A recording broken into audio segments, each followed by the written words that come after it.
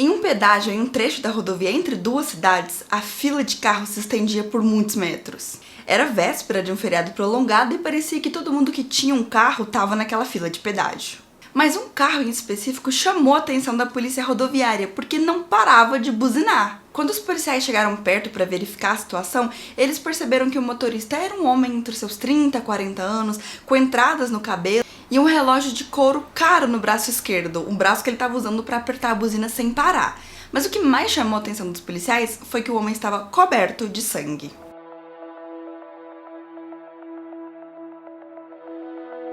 Os policiais pediram para o homem sair imediatamente do carro e outro deles pegou a chave para poder tirar o carro de fora da fila do pedágio.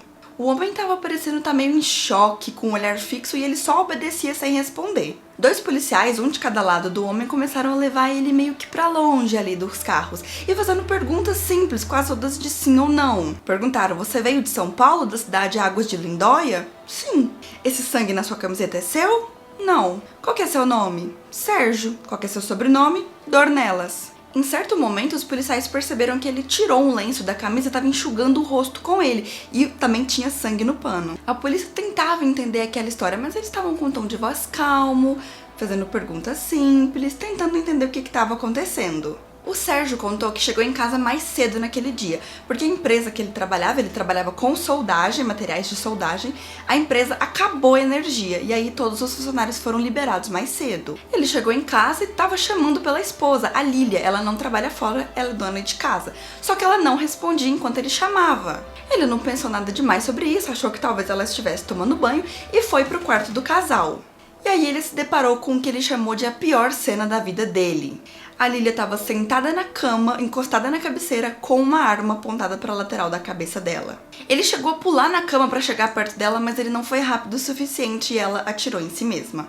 Ele sabia que a esposa estava morta, tinha sido um tiro na cabeça, mas no estado de choque que ele estava, ele acreditou que se ele pudesse pegar o médico da família e trazer para casa, tudo ficaria bem. Só que por ser feriado prolongado, o médico estava viajando e era pra lá que o Sérgio estava tentando ir, pra buscar o médico. Só que os policiais acharam essa história um pouco estranha e pediram pro Sérgio contar de novo. E ele contou, praticamente palavra por palavra, muito certinho, e os policiais começaram a suspeitar que ele tinha decorado aquela história. Então os policiais começaram a pressionar. Eles diziam coisas como: foi você que matou sua esposa, não foi, Sérgio? Você matou sua esposa, não matou, Sérgio? Ele continuava negando, mas os policiais continuavam forçando uma confissão, falando: foi você, não foi? Foi você, eu sei que foi você, conta pra gente que foi você, Sérgio. Até que por fim, num canto da rodovia, cercado por 2 policiais enormes que estavam impedindo a passagem dele, o Sérgio admitiu ter tirado a vida da esposa Lília. Ele disse que queria se separar, mas os 2 faziam parte de uma comunidade religiosa muito rígida, que não aceitava a separação. Com o divórcio, eles seriam excluídos da sociedade, e não era isso que o Sérgio queria. Não tinha outra mulher, ainda, e esse que era o problema, porque ele queria se apaixonar por outras pessoas. Ele queria voltar a viver um amor, que era uma coisa que ele e a Lília não tinham mais. O Ministério Público denunciou o Sérgio por homicídio e a sua prisão em flagrante foi convertida em prisão preventiva. Segundo a acusação, a história do suicídio era só isso mesmo, uma historinha. Ninguém da família, quando foram perguntados, falou nada da Lília ter algum histórico de depressão, ter tentado tirar a vida dela antes. Isso era novidade para todos eles. E outra coisa, os policiais encontraram numa das bocas do fogão restos de papel queimado. A acusação apostava que era um bilhete, algo trocado com uma amante, o que justificaria o Sérgio ter tirado a vida da esposa. Não tinha sinais de arrombamento, briga, nada, tava tudo nos conformes. A polícia encontrou a arma no chão a alguns passos da cama. Na arma realmente só constavam as digitais da Lília, não tinha do Sérgio, mas isso era simples de explicar. Aquele paninho que ele utilizou para limpar o rosto no pedágio. Pano esse que tava sujo, então pra acusação ele já tava com aquele pano na hora do crime. E as digitais também estavam muito perfeitas. Elas batiam com a pessoa simplesmente segurando a arma dessa forma. O que não faz sentido, porque se uma pessoa quer tirar a vida dela, ela fica meio que brincando com a arma. Ela pega, joga de um lado pro outro, assim, fica pensando. Ela não simplesmente pega e tira a vida. Pra acusação, em algum momento faria sentido ela ter pego aquela arma antes e ter meio que flertado com a ideia de suicídio. E deveria ter mais digitais, e não só aquelas digitais perfeitamente compatíveis com estar segurando a arma dessa forma. Essa é a teoria da acusação e o Ministério Público quer que o Sérgio seja julgado pelo tribunal do júri. Mas aí veio a defesa, que primeiro derrubou a confissão. Nenhum dos policiais, enquanto eles forçavam a confissão, contam um segredinho pro Sérgio, que ele tinha o direito de ficar em silêncio. Não foi nenhuma confissão formal e eles nem explicaram pra ele que ele tinha o direito de não produzir provas contra si mesmo. Sérgio só falou aquilo porque ele tava se sentindo pressionado, porque os policiais pressionaram ele a confessar. E tinha um monte de gente ali na fila dos pedágios que tava olhando, o Sérgio tava se sentindo constrangido. E se tivesse alguém ali que fizesse parte da comunidade religiosa deles? O Sérgio simplesmente falou pra evitar o constrangimento, ele achou que ele ia ser liberado. Por quê? Porque não foi explicado pra ele direito nenhum dele, o direito de ficar em silêncio, o direito de ter um advogado, nada foi explicado pra ele, ele simplesmente foi pressionado a confessar. Mas agora o Sérgio quer contar a verdade. É verdade que ele chegou mais cedo em casa porque a empresa ficou sem energia e dispensou todos os funcionários. Ele trabalha com materiais de soldagem, sem energia não rola? A polícia verificou essa situação durante o inquérito, tá certo, era verdade. E é verdade que ele chegou em casa e chamou pela esposa e ela não respondeu. E é verdade que ele chegou no quarto e encontrou ela na cama, na cabeceira, com uma arma. Só que uma coisa ele mentiu, a arma estava apontada não para a cabeça dela, mas para ele. De acordo com o Sérgio, a Lília não falou nada, ela simplesmente pegou a arma e apontou para um bilhete que ela tinha deixado do lado da cabeceira. E aí sim ela apontou para a própria cabeça e atirou.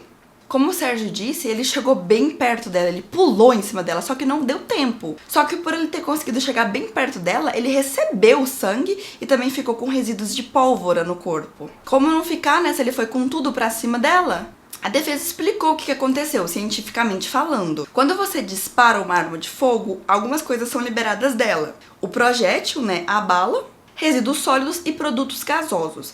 Uma parte desses resíduos fica dentro da arma quando dispara, mas outra parte sai em uma forma de fumaça. Quando essa fumaça sai, ela atinge braços, mãos, cabelo, roupas, tudo que tiver ali em redor. Os resíduos sólidos são partículas esféricas, elas vão estar nas formas de esferas e dentro delas tem que ter chumbo, bário e antimônio, esses 3 elementos químicos. Só que o material de soldagem possui os mesmos 3 elementos químicos, chumbo, bário e antimônio. Então pode ser que ele só estava carregando aqueles elementos químicos por conta do material de soldagem, né? Por conta do emprego dele.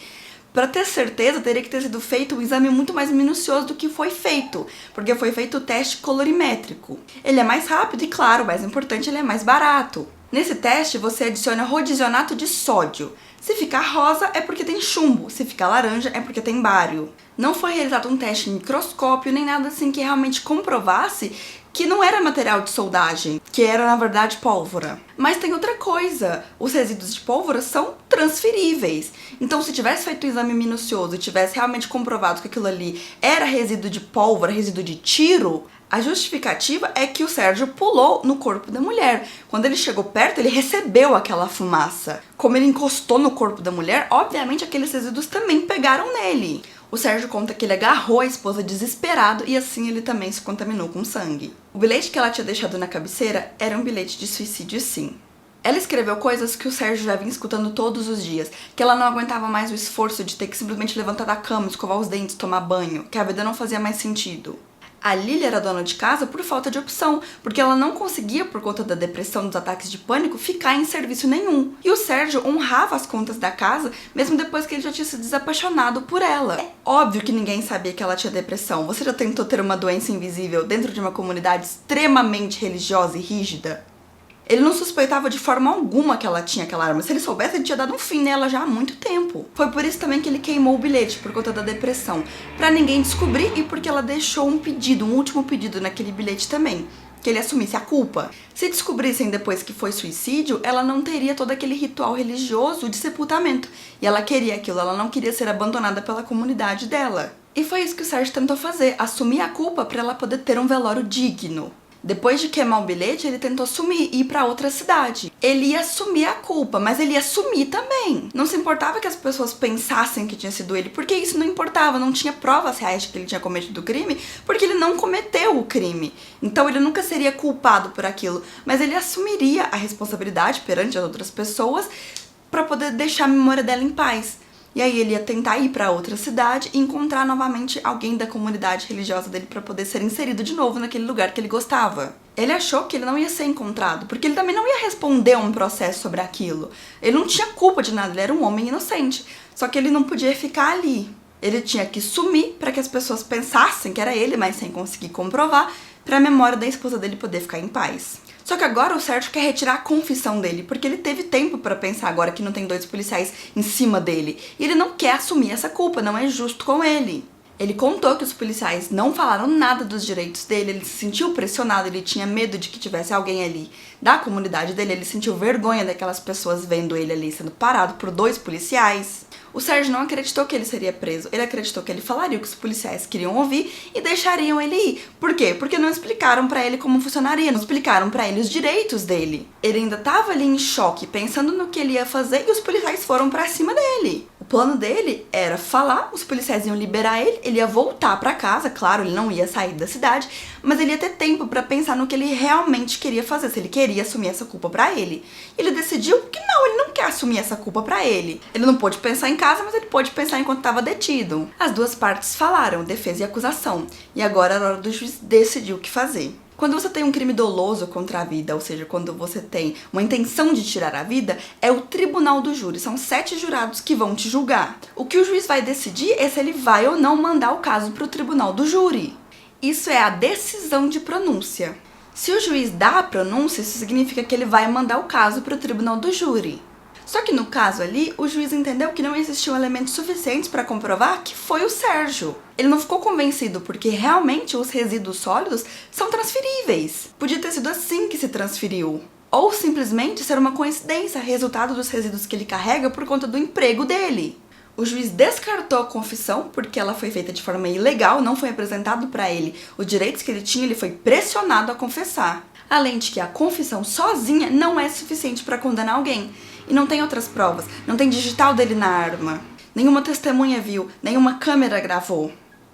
Pela presunção da inocência, o juiz entendeu que ele é inocente até que se prova o contrário e que ali não tem nenhuma prova do contrário. O juiz não entendeu que existiu crime doloso contra a vida, então ele decidiu pela impronúncia. Não vai mandar o caso para o tribunal do júri analisar.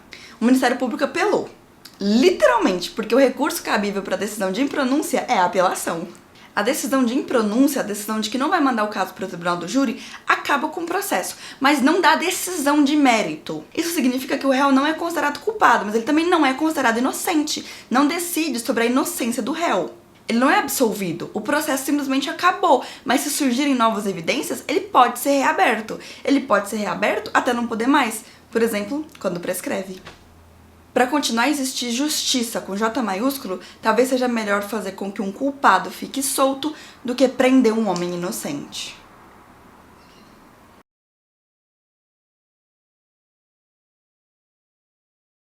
Pra continuar a escutar essa história, vai lá no meu canal no YouTube, para de reclamar. Ó, pensa bem, o tempo que você vai gastar reclamando aqui nos comentários que vai ter que caçar a segunda parte, é o tempo que você já podia ter digitado Malu Souza Pérez no YouTube e ter visto o vídeo.